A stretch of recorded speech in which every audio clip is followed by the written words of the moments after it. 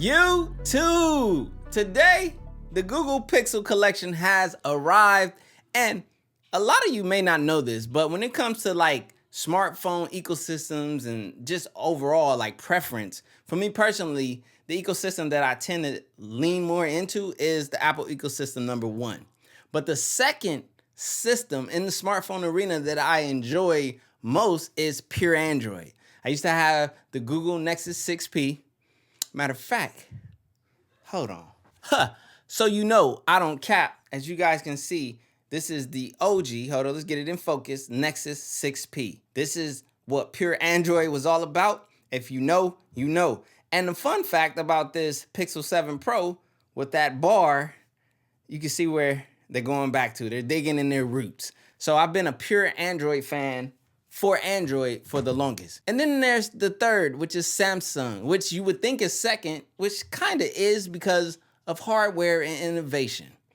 But from a true Android experience, it's always the Google Pixel for me, because pure Android, to me personally, is the better Android. People say it's boring, it's bland, it doesn't have this, doesn't have that.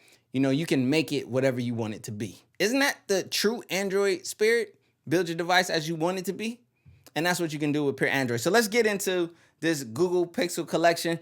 First and foremost, shout out to Team Pixel and this gift from Google. So as you can see, we get up in here.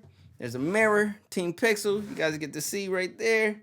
We got a nice, ooh, you got to keep that Pixel looking beautiful. But as you guys can see, we have the Pixel 7 Pro as well as the Pixel Watch. Now, for those of you who want to see a full unboxing of the Pixel Watch, that's coming. Because the smartwatch guru definitely bought a Pixel Watch. I didn't know if I was getting one or not, so I grabbed one. And honestly, the watch that I grabbed is the color that I want to see most. So there will be a proper Pixel Watch unboxing and impressions and so forth going forward. But we have the Pixel Watch in-house. You guys know the smartwatch guru will give you the full-on scoop about this device. And then we have here the Pixel 7 Pro. Nice packaging, nice presentation.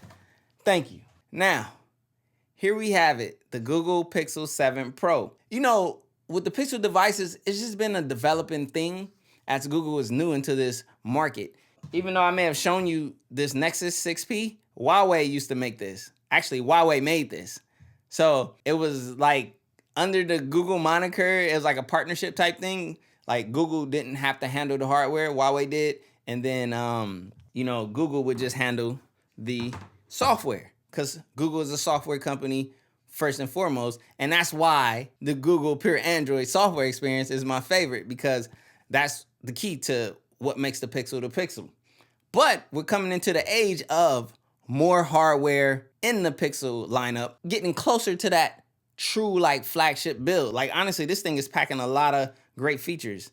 As far as the display sizing goes, we have a 6.7 inch with a 3-inch width on this setup and a 6.4 inch tall device. So just for reference, let's put it next to the iPhone 14 Pro Max, and it's actually slightly taller than this device.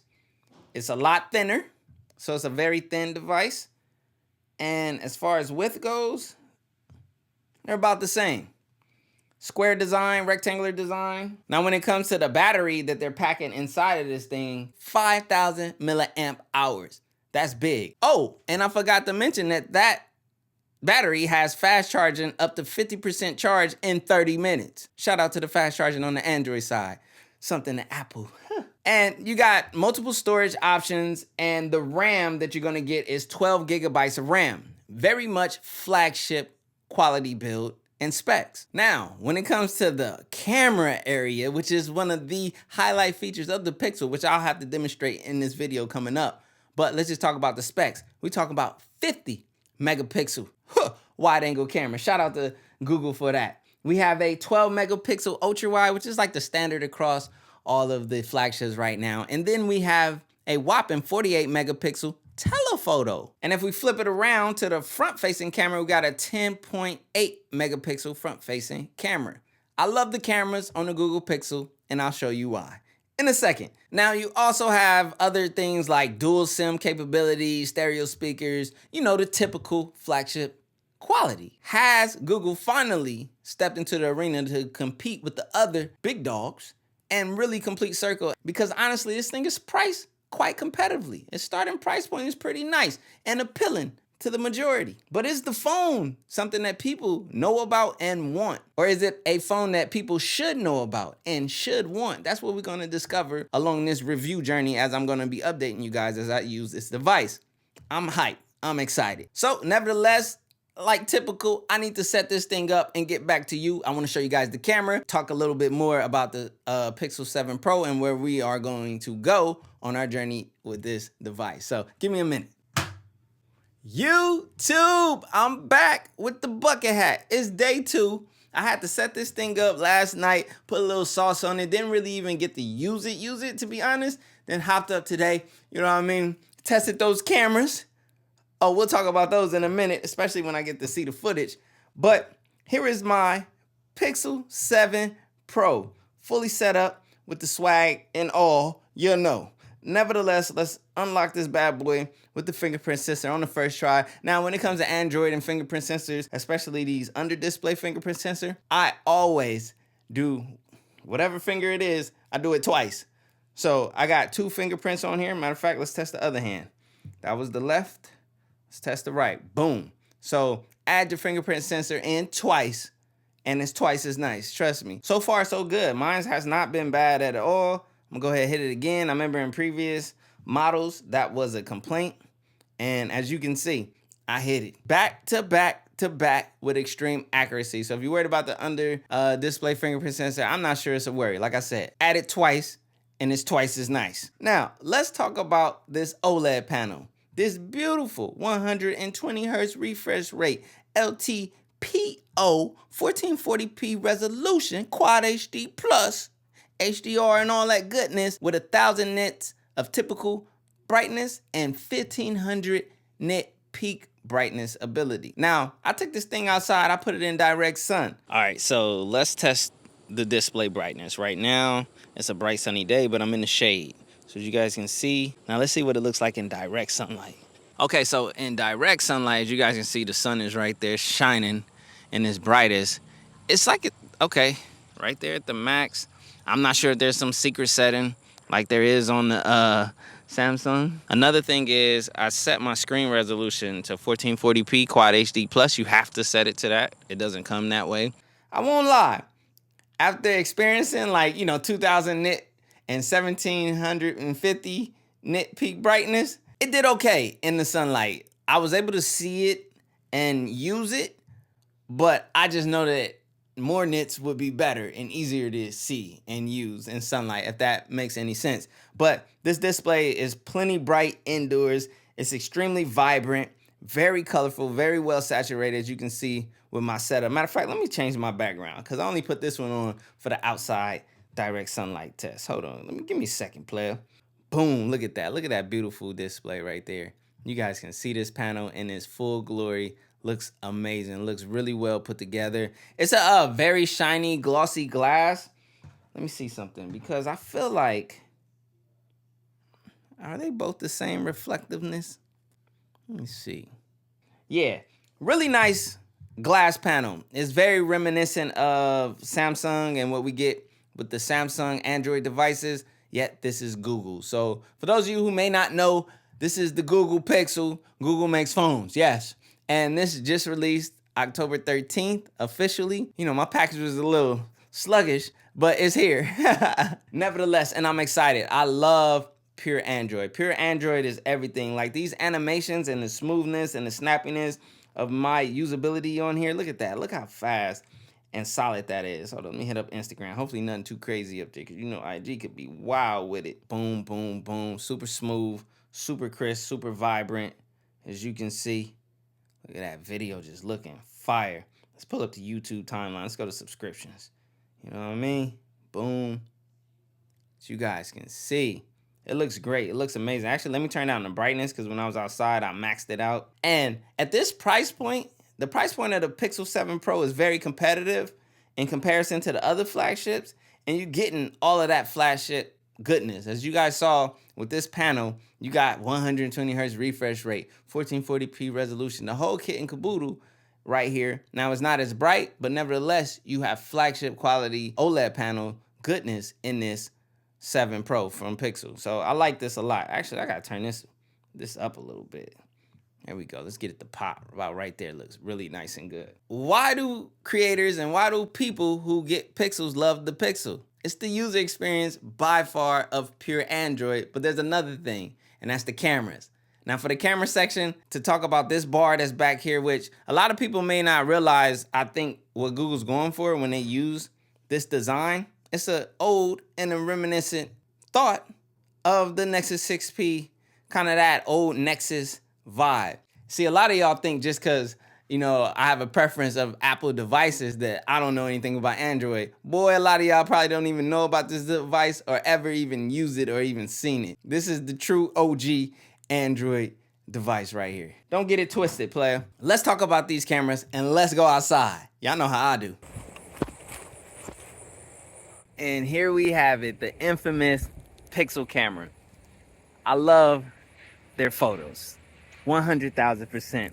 And the area that I've always wanted Pixel to improve upon and just put a little focus and kind of like take what they did so great, that magical photo goodness, to bring it over here to the video. So this is gonna be a test on the Pixel 7 Pro to see how far they've come in video. I'm constantly, every Pixel, pushing them to include video. Have they done it? Let me know down in the comment section below. This is the front-facing camera, by the way. You know, not the top of the line, the crazy megapixel camera. It's just the most convenient camera and the one that you can actually see yourself and see what you're framing, so you can know if you're in the shot. Now let's get to those rear cameras, those high megapixel cameras with all that sauce and goodness. Let's see what they got to offer. Okay. Oh boy. Here we are, the first video on that new rear-facing wide-angle camera. I will be testing the ultra wide as well as the telephoto. We're gonna get a look at all of them. They also have the cinematic mode, which I'll go ahead and test as well. You guys know, if you watch any of my other videos, I've never really been the biggest fan of cinematic modes because they just feel too artificial for me. I like getting the camera with the proper lens to get that blurry background. It just looks so much more natural and true to life as opposed to the AI. But Google is that software company. If anyone does AI really well, it should be Google. So since I'm talking about it, let's go ahead and test it. Now, I'm not sure if it's gonna focus on me because when you look at the screen, it says tap on subject to focus. Hopefully it can just focus on me. Hopefully the artificial intelligence, bug, is at that point to where it can just pick me out and understand that I am the focus of the target. And you guys can comment down below and let me know how you think Google's cinematic mode looks. And we will be doing a comparison in between the iPhone 14 Pro as well as the S22 Ultra coming up soon. So we'll have other cinematic modes to compare against. Woo! The Mega Ultra Wide. Now the Ultra Wide camera is cool because it's easy to record yourself and get yourself in a shot. The only thing is, like, even when I was looking at the iPhone footage of their ultra wide, the footage gets a little Now let's check out this telephoto lens. And for that, I'm gonna give you guys a look at these Yeezys. All right, so we have a 5x zoom going on right now. That's a pretty zoom lens. I'm not even gonna cap. It's actually hard to make sure that I'm getting the shot right, but it's crazy. If this detail that I'm seeing on the viewfinder is the detail that I'm gonna get like in the crispness on the screen, that's actually really good. Let me go to the 2x real quick. And now for some photos.